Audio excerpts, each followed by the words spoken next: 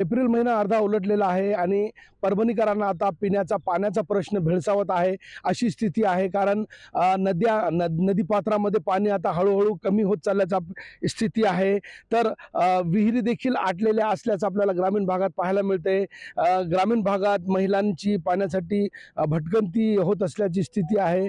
समाधानाची बाब एवढीच आहे की परभणी जिल्ह्यातील प्रमुख जलाशय असलेला येलदरी जलाशयात 57% इतका जीवन पाणी साठा शिल्लक आहे आणि त्यामुळं काही स्थिती समाधानाची आहे। आणि याच येलदरी जलाशयातून खरं तर परभणी, हिंगोली आणि नांदेड जिल्ह्याची तहान भागविली जाते।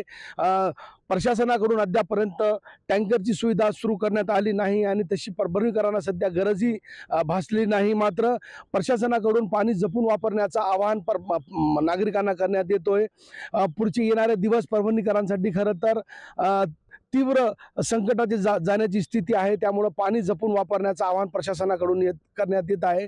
तुर्तास परभणीमध्ये पाण्याची स्थिती जेमतेम आहे। मात्र येणाऱ्या दिवसात परभणीकरांना जलसंकटाचा सामना करावा लागण्याची दाट शक्यता अद्यापर्यंत येण्याची शक्यता दिसून येते। कॅमेरा पर्सन सय्यद खिजरसह नजीर खान, TV9 मराठी, परभणी।